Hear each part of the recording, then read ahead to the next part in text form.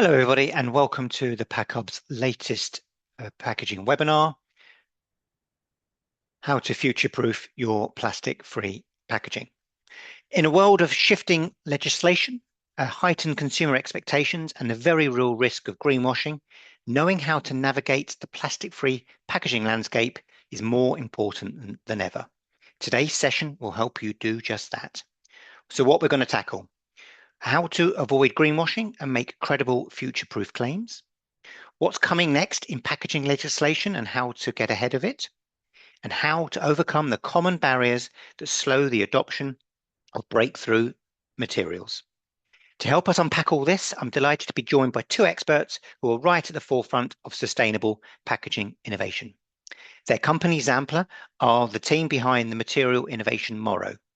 They are in partnership with 2M Group of companies, collaborating with major brands to bring plastic-free Morro Coating to market and into the hands of consumers. I'd like to introduce Sam Walker, Head of Business Development and Sales, and Mark Rodriguez Garcia, CTO of Xampla.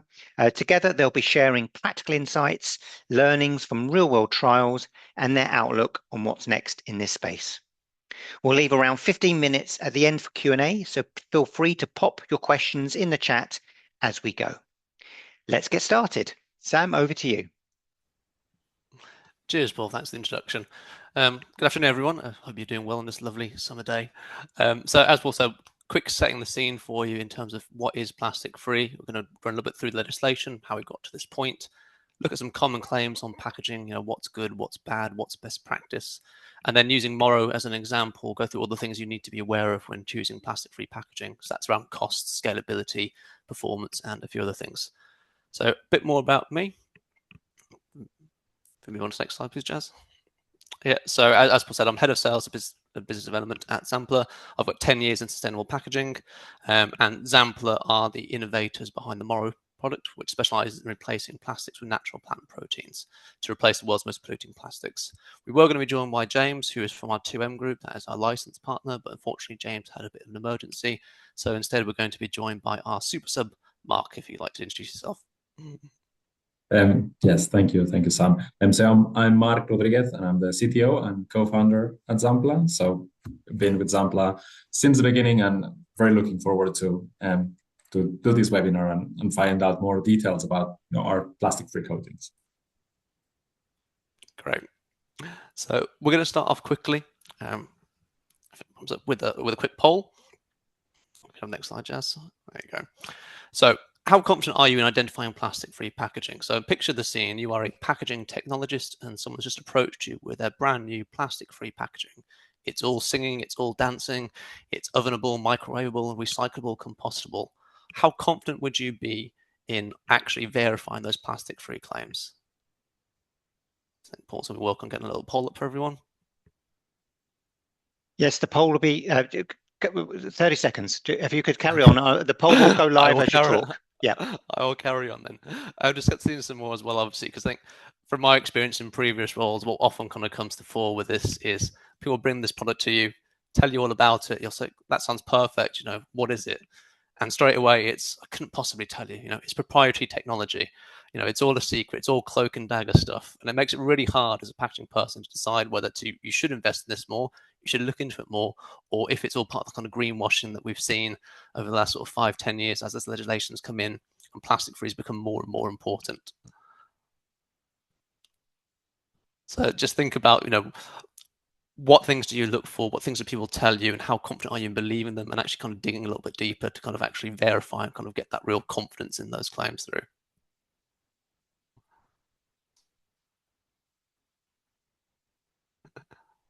How are we looking, Paul? A few technical problems. It's now going to launch.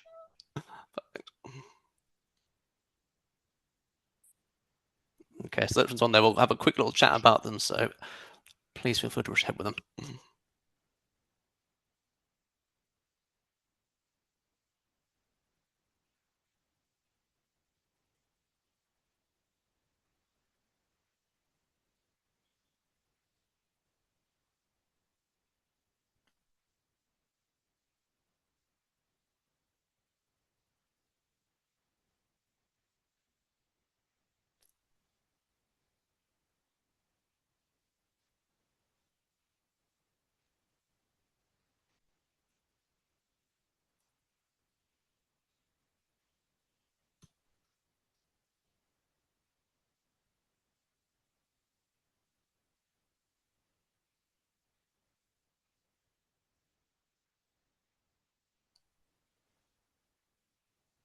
we got some scores on the doors yet, Paul? Yes, I wasn't sure if you could see it at all. Sorry. What am I So now? we've so in terms of how confident are you in identifying plastic-free packaging? Very confident, 12%, somewhat confident, 32%, unsure, exactly half, 50%, and not at all, 6%. Okay, well, that's a good base point for it, and hopefully we'll get those numbers up later on during this whole talk. So good start, and I think that it's quite indicative of really the market, to be honest. There's been so many claims bouncing around. It's very hard for anyone to really be truly 100%. So congrats to those that are. All right, I'll pass over to Mark now, because Mark's actually going to run through a bit more around, what is plastic free? What are the definitions for all of this? Yes. So obviously, one of the main sort of challenges is actually to identify what is actually considered to be a plastic and what is not considered to be a plastic.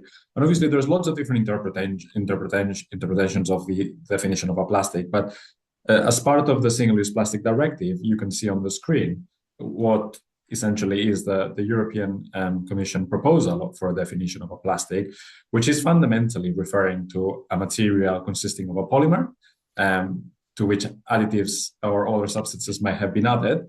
But I think more interestingly, fundamentally, natural polymers that have not chemically modified are the exemption. So fundamentally, any polymer, according to this definition, which is not a natural polymer that has not been chemically modified, is considered a plastic.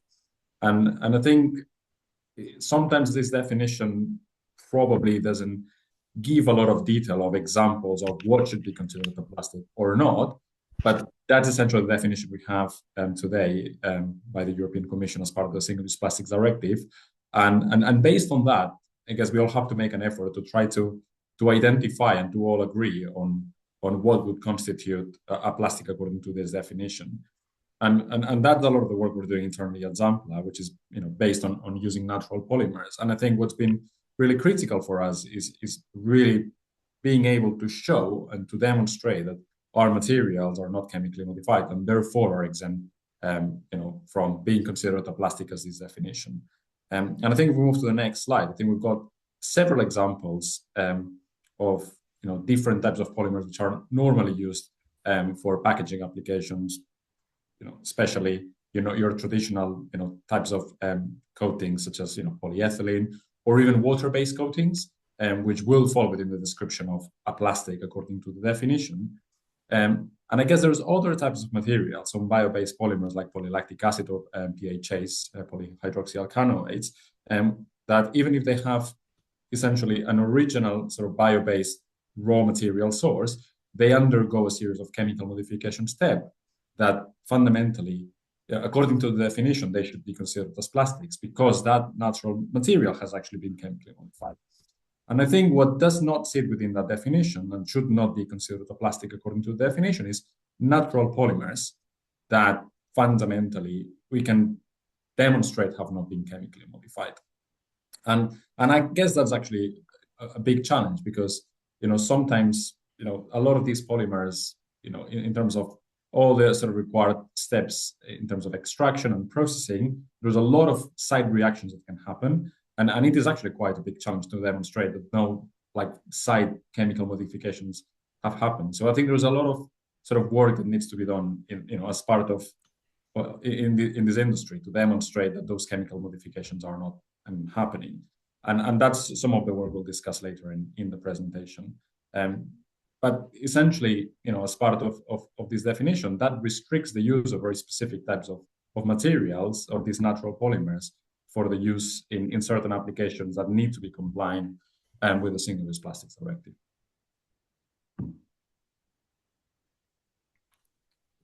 Okay, so with our definitions there, how have we got to this kind of point? Why is legislation coming in now? What's been the real main driver for it? And I think it's clear to kind of state out from Xampla and Morro's kind of point of view is our materials aren't designed to replace every single plastic within existence. We are tackling those hard to recycle, challenging materials that don't get recycled at the moment, things that lead to kind of microplastics in the ocean as well. It's the problematic ones that are the real focus. I think this kind of started back in sort of 2015, 2016, whenever it was with Hugh Fearnley-Whittingstall and his coffee cups. Coffee cups labeled as being recyclable, easy to recycle, but then he revealed that none of them were being recycled. the industry all knew about this, but consumers didn't. So there was that kind of real kind of shock moment of actually this is a real big problem for us. The lack of recycling and the infrastructure to handle that waste in the UK, and particularly in food packaging and other kind of consumer goods and sachets, is a real issue. And a lot of that waste gets exported to developing countries where they kind of get flooded and overwhelmed, and that material then leaks into the oceans, and gets into the soil, gets into the water courses, and now microplastics are a real big concern for a lot of consumers. There's a study, I think last week or the week before, where they asked the British public, what is your main concern around plastic pollution? And microplastics were 58%, top result by far. The next one down was plastics going to landfill, which only had 12%. So it's a huge problem, and it's kind of where the consumer's focus is really on. So what's actually being brought in to kind of help tackle this waste issue? Go to the next slide, please, Jazz. Thanks. So change is coming. I'd argue that change is probably already here. Like I say, there's been a huge amount of consumer pressure around plastics and plastic reduction.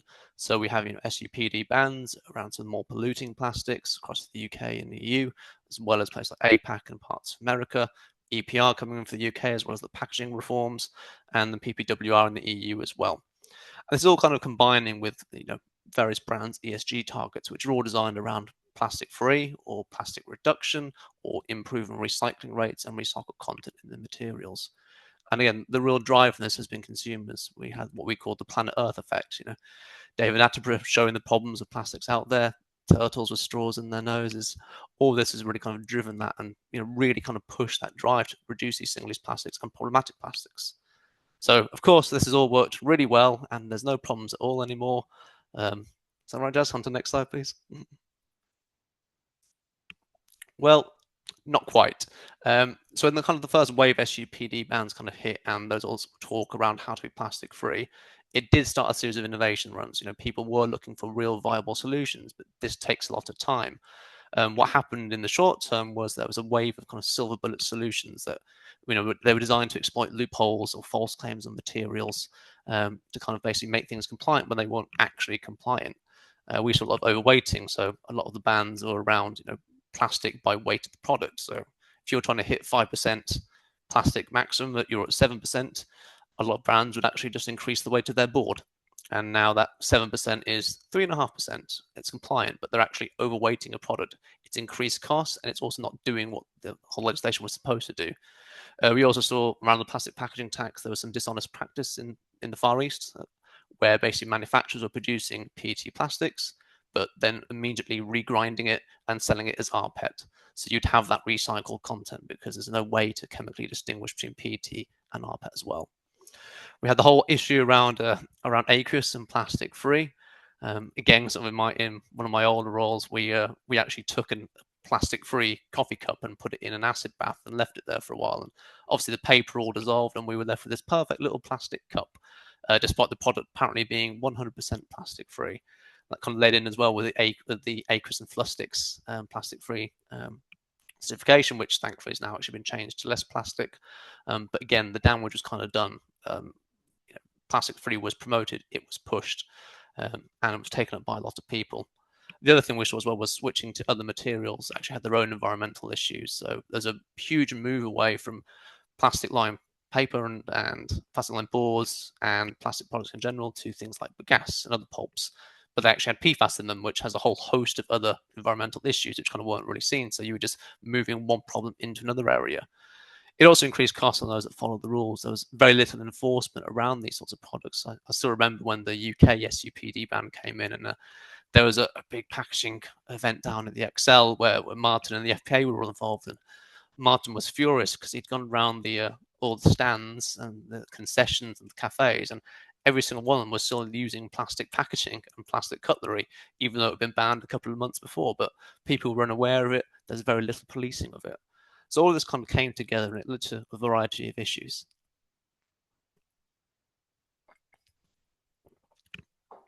So companies invested in new plastic-free solutions, but then they ended up being false. They had to kind of make backtracks, increase costs and disposal. We did a lot of work with the London Marathon a few years ago, where they replaced all of their cups and bottles with aqueous paper cups that were compostable and recyclable. I think they had about 200,000 of them, a few truckloads, which they tried to take to recycler, and we're immediately blocked saying that we aren't processing these cups, you need to send them to incineration. So all that work that London Marathon done in the sustainability piece just literally went up in smoke. Had the same issues with festivals last year as well, where they're moving from plastic cups for the bars to paper cups. Same thing again, trying to send everything to compostables, to composting, but it was all just rejected. So it had real reputational damage on those people, and consumers no longer trusted them on other claims, and it's kind of led to this environment where a lot of people think that recycling is pointless. You can't trust people because they're just trying to greenwash everything. Again, I remember D.S. Smith, one of their technology leads, referred to the kind of aqueous and plastic-free area as a Wild West. And they weren't really wrong. And I think that's kind of backed up with that poll we just did a minute ago. It's still quite unclear as to what is truly plastic-free. There are still people out there making misinformed claims. It's caused innovation to slow down because everyone's just so much more cautious than they were about it all. So what's the solution? How can we bring that trusted innovation back? What is the next steps in this area? So it starts with everyone on this call, so thank you for joining. Ensuring that clear factual labeling and messaging is used across the board. Innovators like Xampla, we need to be transparent in what we're doing, the materials we're using, the claims that we have, what backs up that stuff. Give you guys confidence to promote and talk about those claims and build that trust back up with consumers. So a good starting point on that is to kind of look at what claims are out there in the market. What should and shouldn't you be doing? So you're probably familiar with a lot of these sorts of claims. You see them on boxes and fast-moving consumer goods all over the place. But what's good about this? Let's have a little look and see what's what about these products. So biodegradable, it's not a term that should really be used in packaging because everything's biodegradable. I'm biodegradable, my laptop's biodegradable, plastic's biodegradable. If you're looking in that sort of sector, you should be looking at compostability certifications. They determine the conditions and the time frame that product will actually break down. It sets clear parameters around a product. Again, we see a lot of bio-based and plant-based, but they don't necessarily mean plastic-free. It doesn't mean a product is compostable or recyclable. It's also worse than that bio-based could be 5% bio-based or 100% bio-based. Those are two very different standards and very different kind of sustainability messages to go across. We see a lot more generic kind of messaging, eco-friendly or sustainable. It's vague, it's non-specific. Why is it those things? Have they actually just taken their normal white box and printed it brown and put a green leaf on and been like, oh, look, it's sustainable packaging now? Because we do see that a lot. The other thing people tend to do is kind of exaggerate claims, like promote things more than they actually need to. We see 100% compostable around a lot, but that's not accurate at all. Composting leaves a residue. The testing actually only goes to 90% degradation. And we saw a similar thing with aqueous when that came to market. It was an interesting technology. It reduced plastic a lot. It wasn't plastic free. It had its own benefits, but it wasn't sold on those benefits. It was sold on the plastic free side of thing. And now we see people still talking about plastic free, but how do you prove those claims? There's no third party certification for this that everyone uses. And then kind of going back to recyclability as well, what should you be using for recyclability? We see a lot of people using like the Mobius loop or the kind of the Keep It Entirely logos, but those are actually nothing to do with the recyclability of the product itself. So what should we be doing instead? What are the kind of standards that we should be adhering to when we kind of put these labels on? So recyclability is a lot more than repulpability. We see this a lot where someone just has a product repulped, says, my product is recyclable, but actually that's just the first step. WRAP did a kind of study for the Ellen MacArthur Plastics Pack where they were looking at 5 steps of plastics recycling, but it's equally viable for paper and all sorts of other recycling. But yes, can it be repulped is important. But secondly, will it be collected? Will it actually be sorted? When you process that product, is the output actually material that you want? Is it viable or is it something that can't really be used? And then is all of that actually financially viable? Because that's actually what drives the sector. So what we did at Morro is we used the kind of CEPI testing methodology for our repulpability, got a great score of 87%, and then we took that to OPRL and other kind of waste converters, so people like James Croppers, and said, look, this is our board, this is the testing we've done. Are you happy to use this? Can you actually process this how you need to process it? And that's a secondary step that people need to kind of take. It's all well and good just doing that repulpability, but you have to engage in that waste sector. I'm sure all of you are very familiar with OPRL. They kind of help do this process for you by looking at, what actually is the component you're making.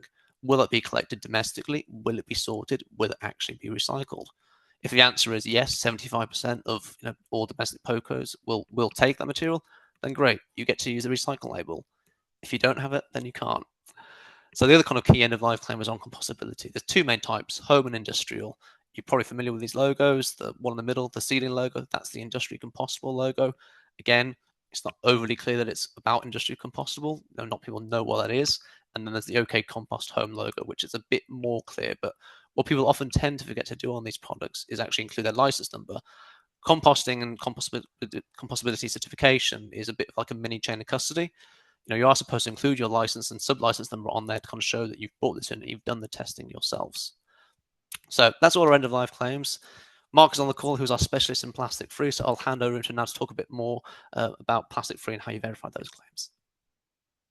Yes, and I think for us that's actually been challenging because as Xampla, we develop materials from natural polymers, we process them, and based on the initial formulation and based on the ingredients that we mix as part of our coating formulations, fundamentally we know that theoretically there should not be any chemical reactions happening, and therefore by definition our materials should be considered as natural polymers which are not chemically modified. But the reality is that sometimes it's a bit more complex than that, and trying to demonstrate and validate that in fact your materials are not chemically modified requires actually much sort of like in-depth analysis and characterization of your materials to the molecular level. And as far as we're aware, and we've done quite a lot of investigation, there is no standard that can certify whether a material is plastic-free or not. And in that case, fundamentally, we had to come up with like different sort of characterization techniques with third-party validation. And actually, that's some of the work we did with the National Physical Laboratory in the UK to try to identify whether our natural polymers had actually introduced any new chemical or covalent modifications then fundamentally, would deem our material not being plastic-free. And just to give you a couple of examples of some of the characterization techniques and approaches that we used, some of them are actually based on spectroscopy. So fundamentally, we look at the infrared fingerprint of our materials before and after we process them, and we look for differences in that sort of chemical fingerprint. So for example, we know that our materials are made from proteins. That means that proteins normally have functional groups such as amines, carboxylic acids, and amides. And if essentially, after we process our materials, we see other fingerprints, other functional groups that have appeared, that probably means that our material has undergone a chemical reaction and therefore has been chemically modified. In our case, a lot of the work we've done is actually looking at these sort of infrared fingerprint spectra before and after our process, and just try to see whether new peaks, essentially like new peaks in that spectrum have actually appeared. And obviously, in our case, because our materials are not getting chemically modified or our process, we don't see any difference before and after. And because we start from natural polymers already, we've got certainty that our materials, from the start, from the point where the natural polymers are being extracted until they are actually applied onto paper to provide barrier as a coating, we know that the chemical structure of the polymer has not been changed. And therefore, we are very confident to say that our material has not been chemically modified. On top of that, we also look at molecular weight analysis. So fundamentally, if our material or if our polymers essentially react with each other, that would probably essentially increase the molecular weight of our proteins, in this case, of the polymer. So we do also extensive sort of molecular weight analysis. This is very specific to proteins, but that can be applied to other natural polymers. And fundamentally, we do the same. We look at the molecular weight of the initial raw material before processing and after processing, also after it's been applied, as a coating onto paper, and we just compare the molecular weight of our polymers, and we essentially confirm that that hasn't changed. So therefore, we can also feel confident that there has not been any further chemical modification. And fundamentally, it's been not simple to develop all these approaches. And I think it's in the absence of a standard, it would be great if like different sort of like parts of industry would come together and bring essentially like a standard that could be used for everyone. So if there's a new company that is claiming to bring a new plastic-free material into the market, it would be great to have a certified international standard that would do a collection of these tests or similar tests, and essentially we could say yes or no, this material should be classified as plastic-free or not. We have tried our best internally and also with help from the National Physical Lab in the UK to provide all the evidence that we can based on our materials to demonstrate that they're not chemically modified. And therefore, according to the definition by the Single-Use Plastics Directive, they should be classified as plastic-free. And I guess as part of that, some of the work we've been doing from a communication point of view is related to our brand Morro. So we want to use our Morro brand as a badge to essentially to demonstrate that our materials are plastic free. So it's more of an awareness and a communication sort of piece that essentially allows consumers who essentially use some packaging that has the Morro brand, they would hopefully identify the brand and at least have some reassurance and make the connection that the Morro brand will be connected to plastic free. And I guess that's something that we really encourage the industry to adopt, or at least to essentially agree on different ways that we can work together to make sure that consumers already have an easier choice when it comes to identifying products that may or may not contain plastic.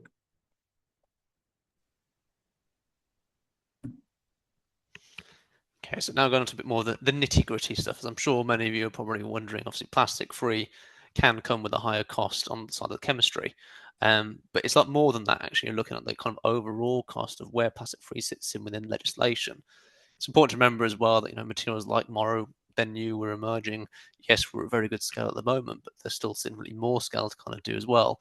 And when you're kind of comparing that to the likes of kind of conventional PE plastics as well, there's a much more mature supply chain there compared to innovations like ours. But aside from that, plastic-free products, they can open up sectors that you previously shut out from due to legislation or bans. It opens up whole new markets. It's very good to kind of win new clients as well, and those clients may actually take other products from you too. There's also all the costs around kind of EPR too. Obviously we're looking at a stage where the financial burden of EPR and material choices and recyclability could be quite significant for a lot of businesses. So that's always worthwhile taking into consideration when you actually look at the material choice, not just look at, what does this cup cost compared to this cup. It's a much bigger picture, much bigger story around all of that. So going to the next slide, we'll kind of talk a little bit more about how kind of something like Morro can kind of help on EPR. And bear in mind, our coating isn't really covered very well under the EPR definitions at the moment. And this is our current understanding of it based on the conversations that I've had with PAC UK and DEFRA. It may change in the future, all of EPR or RAM may change in the future, but based on where we are at the moment, this is kind of our interpretation of it that we're comfortable with and understand it to be. So we look at 3 different materials, so PE line board, PLA line board, and a Morro or other natural polymer board. So the PE and PLAs are both classed as fibre-based composite materials, so they kind of carry a higher base fee than something like paperboard, which is where Morro would actually fit in, because Morro is not a plastic. So therefore, it falls outside of the definition of a fibre-based composite because that is specific to board with plastic. Now, a lot of the fibre-based composites, again, bear in mind this will vary depending on the actual packaging format itself, but most won't be widely recyclable. Some will be kind of amber on the round scale and a few will be green. Whereas Morro line board will actually be widely recyclable and it'll be green on the round scale. So what you end up there with conventional line boards like PE and PLA will have a higher base fee on the material. They'll have worse recycling rates through RAM, which will lead to higher modulated costs on those base fees compared to Morro, where yes, the actual individual unit might be more expensive than those two, but will have lower EPR base fees, better recycling rates, and therefore lower modulated fees. So this is all kind of TBC until we get some more figures, but based on the conversations, that's kind of how it's looking. So again, it's that bigger picture around what we're actually doing in terms of the wider cost of the product, the wider cost of legislation, as well as that kind of feel-good and sustainability story around consumers and plant-based products and plastic-free, compostability, recyclability, and removal of fossil fuels. So that's kind of cost covered. So now let's have a little look at kind of what you need to be aware of for kind of scalability and availability of kind of the product. So I'll be using our Morro our Morro resin for this for obvious reasons. We know the most about it, and I'll talk you through about why we've made the decisions that we've actually made, what the benefits we think are there. So obviously the first thing for us was that we wanted to make it simple to switch. It had to be a drop-in solution that works with standard equipment for coating and can be posted into boxes, again, using standard equipment. So part of the reason for this is obviously drop-in solution is key. We want to work with your current suppliers. We don't want to kind of set up our own production facilities. That's not what we do. We don't want you to have to onboard new suppliers, do all the audit process, do all the site visits. It's just an extra barrier that we don't need. Another key thing is benefiting from the scale of kind of current production. If you're getting a PE-lined board, great, we can tap into that. And you've now got PE-lined board and a Morro board next to it. Working with manufacturing partners, as you've probably seen, we work with Huhtamäki at scale. It delivers those economies straight off the bat, just when you need it. Obviously, 2M couldn't be here, but again, our partnership with 2M as a licensee partner, they produce our resin in tons of scale. We are actually the largest production capacity of any natural polymer. Another kind of key thing for us was the feedstocks that we used. We aren't tied to one particular feedstock. So Mark's going to talk a bit more about the kind of actual chemistry behind everything, but it's worth pointing out that yes, we'll use pea protein, but we can use many different source crops. So if there's a pea famine or a pea plague, we don't suddenly have a huge increase in our raw material cost. It's abundant materials across the supply chain, giving stability of supply, stability of cost. The other key thing for us as well is to work on a variety of substrates. It's not we're just supplying with this one particular product on this one particular board. There's multiple uses that we have for our coating across a variety of substrates and a variety of applications. Be that carton board, clay-coated boards, microflutes, corrugates, papers for sachets, or cup stock. So as I mentioned, I'm going to pass over to Mark now. He's going to go a little more into kind of the technology side of things and how it all works there. Thank you, Sam. So just briefly would like to summarize a little bit and explain the technology behind Xampla. And just to give you literally 30 seconds of background information. So Xampla originally spun out from the University of Cambridge, where I was a researcher, developing high performance materials from natural polymers. And at some point, we actually came across the use of proteins for the formation of high performance materials. And the reason for that is because actually proteins are the molecules that make some of the strongest and more elastic materials in nature. So inherently proteins can bring a lot of functionality from a materials point of view. And we realize that the only way to actually get to the full potential of using proteins across different applications, but in particular and to replace synthetic polymers in packaging applications, was to be able to, first of all, provide the right performance in terms of barrier properties, strength, flexibility, but secondly, essentially being able to use raw materials that can be sourced in extremely large volumes and essentially from also a variety of feedstock. So not just purely relying on one single feedstock. And that's fundamentally the technology we developed. So our technology is based on using plant proteins that can be sourced from a variety of feedstocks. As Sam said, we're using pea protein at the minute as one of our main sources of raw materials, but we're doing a lot of work at the minute, and we've already validated at pilot scale already. We can get the same performance from using proteins that can be extracted from byproducts of agriculture. Essentially, things like rapeseed meal, which is a byproduct of rapeseed oil extraction, has an extremely large amount of protein, and it's not used for food applications. And we know we can extract the proteins, process them, and get really good performance in terms of barrier properties as well. So fundamentally, once we start with a plant protein that fundamentally normally it's used either for food or animal feed applications, or actually sometimes they have so low value that they're put back into the soil as a fertilizer. And essentially, these proteins have very poor functional properties in their initial state after they're extracted. And essentially, what we developed is a technology, a process that essentially allows these plant protein molecules to self-assemble, to essentially interact with each other in a way that forms a network. And that's what essentially gives those materials better barrier properties, better strength, and better flexibility.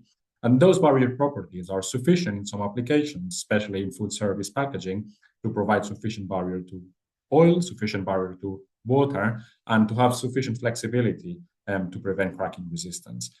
And that's fundamentally, in a nutshell, Xampla's technology. It's trying to functionalize to process natural polymers that initially don't have the right functional properties. And through these essentially changing their molecular structure, but without chemically modifying them, we enable and we give them the right functional properties so that they can replace some synthetic polymers, some plastics, specifically in applications where those plastics are very difficult to recycle or essentially fundamentally impossible to recycle, and there is a high likelihood that they can contribute to microplastic pollution. And just to quickly mention, obviously, we've been talking a lot about barrier coatings for paper, for quite specifically food service applications. So that's one of our sort of focus areas at the minute.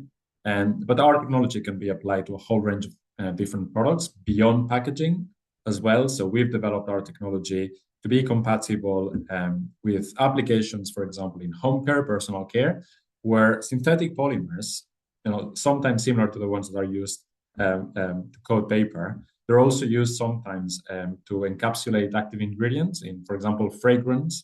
Normally is encapsulated, with a very thin layer of synthetic polymers, things like polyurea, for example, and that is actually an intentionally added microplastic that is present in a lot of fabric softener, laundry detergent products. And that material, that tiny particle, goes down the drain.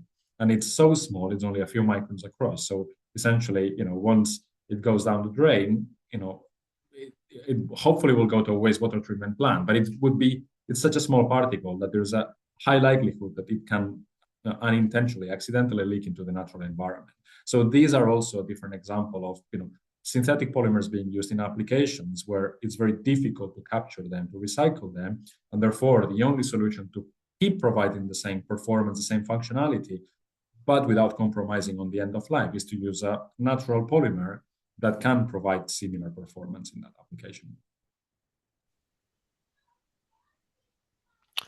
Okay, so we've gone through a bit more about kind of the scalability of Morro and all the kind of the good stuff around recyclability and compostability and sustainability. But when you're looking at plastic-free products, fundamentally it's packaging, and none of that really matters if it doesn't perform. So how do you assess whether a product performs well? Well, for us, we've obviously done various kit testing as well. But for us, the real proof in the pudding is actually getting product to market and having it used in the same way that conventional materials are actually used. So a couple of weeks ago, we launched with Just Eat, so it's Lieferando, which is their German brand, to 41,000 restaurants on their platform, delivering food just how you normally would do. A few are probably familiar with this box, but it's the Huhtamaki taste range, which conventionally has a very heavy-duty PET lining on the inside. So switching that out to a plastic-free version and looking for the same performance was kind of really, it was critical for all of this. And we're pleased to say that the feedback's been incredibly positive. It's an SUPD compliant box that performs just as well as a conventional PET line box, which is even more heavy duty than your standard PE line boxes. And one thing that really came from it as well was, we brought in that Morro mark that Mark talked about earlier as well, to kind of say, this is plastic free. Here is how you can find out why we're backing up these claims.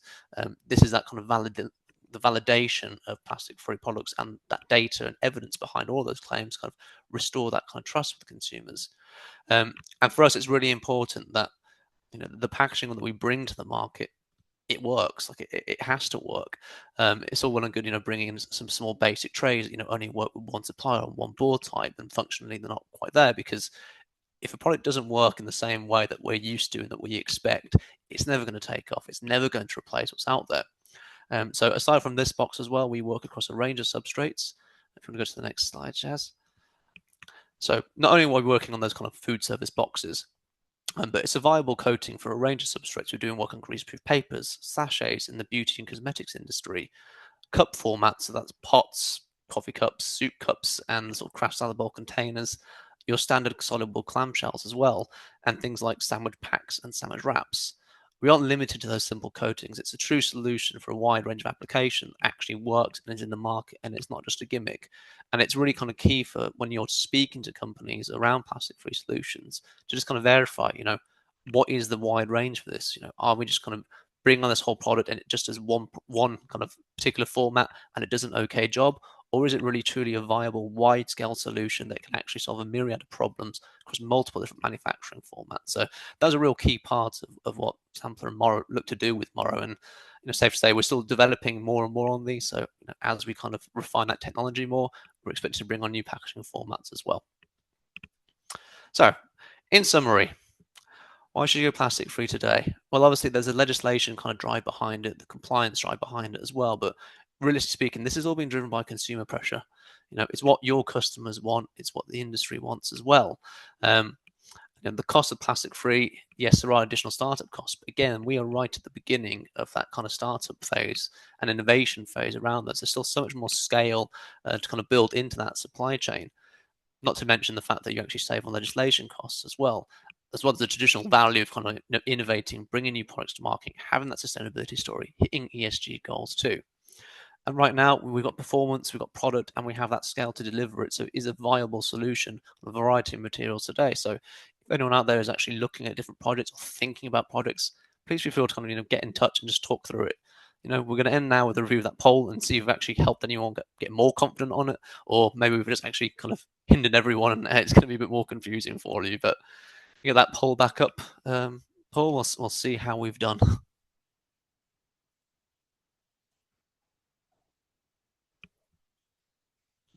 That would help if I had my mic on. I apologise. Let's put my camera on as well. So the final results: very confident, 12%; somewhat confident, 34%; unsure has dipped and is now 47%; and not at all is 7%. Okay, so we have had some improvement there. Yeah. I think if we, I'm not in a position to do that now, but if we ran the poll, maybe as your answer, I'll do the poll again in a second and see if we can, if that will fundamentally change. We've got some questions. Let me just share my screen. So we've got a Q&A box at the bottom of the webinar section. So please get your questions in. Let's have a look at what we've got. The first question comes from me, actually. Just interested in the communication that a brand like Just Eat might do for their consumers. The plastic-free solution is quite invisible, isn't it? You're replacing something.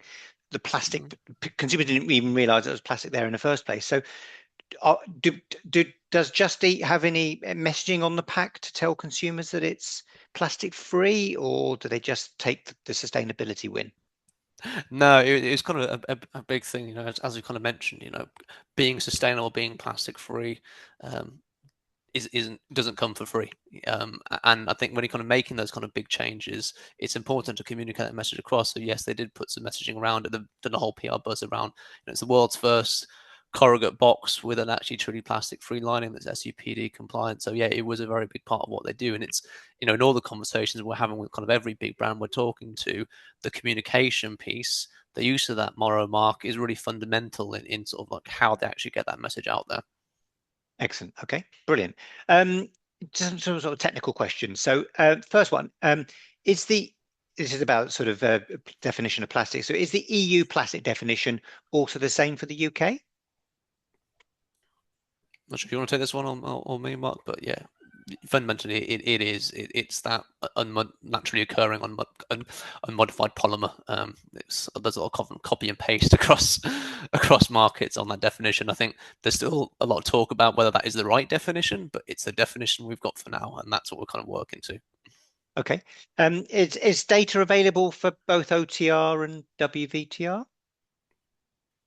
Yes, and I think if we essentially, we can share that. I think if we get the contact details and on email, we can share some of the data. But having said that, and just to be fully transparent, having said that, our materials and our coatings at the moment are specifically designed for food service applications. So I think that the properties we're targeting at the minute are grease barrier, some water resistance.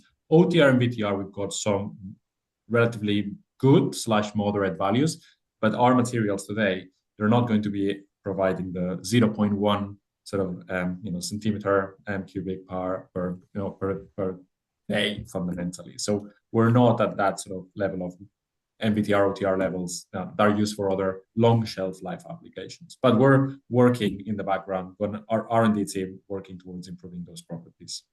Excellent. A question around the price point. It always comes up with sustainable packaging. So how does the price point compare to, the question is about alternative bio solutions, but also I guess the plastic it replaces? We can't give like an exact figure. It depends so much on the specifications and the requirement and board types and coat weights we need to kind of put down on those products. But is it a little bit more expensive, or it's parity, or are you able to sort of give it some sort of indication to? Yeah. So where we are at the moment, it is, again, we've done some testing on some products where it's coming out near parity, because we are kind of getting low coat weights, but then in other ones it can be a little bit more as well.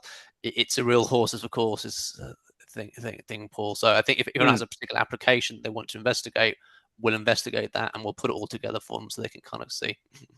Yeah, brilliant. Okay, we've got a question here. Thank you for the presentation. Super interesting. Are there solutions yet for packing wet products such as bagged salad leaves? Is in like a clear plastic bag? I'm not sure. Well, there are paper bag salad leaf. In theory, you could have a paper bag, I guess. I'm not entirely sure. I mean, yeah. I mean, I think probably more for you, Mark, than me. I think this one. Yes, and I think salad leaves, and obviously it has some sort of moisture and some water. And again, I guess the shelf life of salad leaves, I'm just thinking about like that salad leaf bag that it's in the supermarket for only a few days, and maybe only like an extra few days at home. So I think that that's something that potentially our material could provide sufficient barrier for that application. Okay. And just to be fully honest, our material today could not hold liquids for months, and something we're very aware of it, and we're not trying to publicize that problem or that product, but salad leaves, it's the type of product that doesn't have a lot of free water and might be perfectly compatible with that material. Okay, I mean, this question actually, to have had it clarified, it would be for clear plastic applications, so not a plastic-free solution, but I guess a plastic-reduced one. I see. I think we'll need to look into the details. Yeah, that's an unusual one, isn't it? Another question about cost differentials. What adhesive do you or the manufacturer use to glue the, in this case, the Just Eat cartons together? But I guess it's just a general question around adhesion. It depends on the manufacturer. I think I've seen a couple of questions there, but to kind of give a bit more sort of how the supply chain works. We are inventing the technology. We license it to 2M, who produce the resin, and that resin goes to mills or coaters themselves, who then feed into the converters. So, we aren't at the manufacturing side making these boxes, and so what adhesives do the manufacturer use? It depends on who's the manufacturer. You need to ask them about that. Okay, and sort of another sort of technically related question about heat seal. So, what heat seal characteristics can be built in? So one of our coatings is heat sealable, and we have done quite a lot of work sort of demonstrating that the seal strength is actually quite good, and also our materials essentially can easily run in sort of packaging equipment that would essentially form that seal. So for example, we've done commercial runs at a converter that was actually making small sachets, and we were able to run our coated a paper coated with our coating at essentially standard speeds and getting like really good sort of seal strength from our sachet.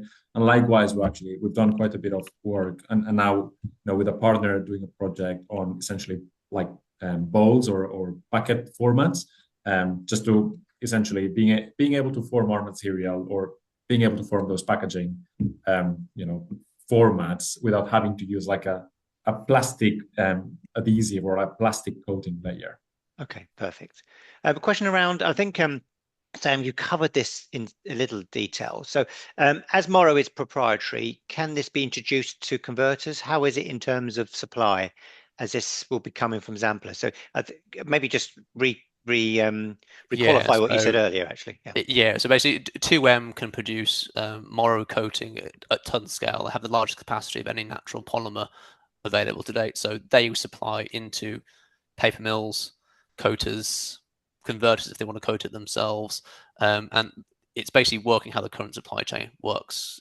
So yeah, we're just tapping into that supply chain. I think that kind of leads into the cost as well. That the way that we can kind of achieve that scale and bring that price down is by using and leveraging the huge production capacity people like 2M have, using large scale coaters and large scale paper mills, and that all drives the price down through the supply chain. It's just kind of bringing that volume into the market. That's what we're looking at to do at the moment. Excellent. Okay. Couple more questions and then we'll conclude. Around about the soluble nature of Morro. So does Morro's soluble film have the same speed of dissolution as current PVA, etc. soluble films? How does it compare? So I didn't ask that question very well. No, absolutely, and I think the answer is yes. So we've also sort of developed our soluble films to be essentially soluble both in hot water but also cold water. And I would probably say it dissolves at a similar rate compared to PVOH. Yes. Okay, brilliant. Okay, you've been fantastic with these questions, just firing off. You don't know what you're going to be asked, and you've done a fantastic job. One last question, I think. How about coating for sachets containing liquids, like for example, ketchup and mayo and things like that? What I can probably say today is that our materials would not be able to hold liquids, or at least liquids that have a lot of free water. I mean, some other liquids that where the water is very well sort of retained within the product, I think it could potentially work. But liquids that have a lot of free water over a long period of time, essentially, the water will eventually permeate through the coating. Okay.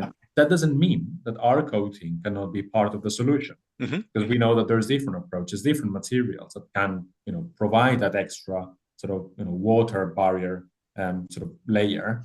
And our material might be maybe, one of the primers, one of the grease barrier properties. So we're not exclusively saying our coating needs to be used on its own. I think we're always sort of like looking for partnerships and looking for different approaches where we are still able to provide a plastic-free solution where our material might be part of that final solution. Excellent. Thank you very much, gentlemen. I've got one last question, which is, if any of today's attendees are interested in trialing or learning more about Morro Coating, what's the best next step? To get in touch with either myself or Mark. Yeah. Okay. We're more than happy to. I think we will be doing some follow up after this anyway. Yes. But again, obviously the details are there. But we're kind of here to help and talk people through the somewhat complicated plastic-free landscape. But we think we've got a great solution that works, that we can back up our claims, and it functions along a wide variety of products, which is kind of what we need right now. Excellent. Yeah, and we'll be sending out a link to the webinar tomorrow morning to all registrations with details to make it easy for anyone to contact you. So thank you very much, Sam and Mark, for your excellent contributions. I really appreciate it. That's having us, Paul.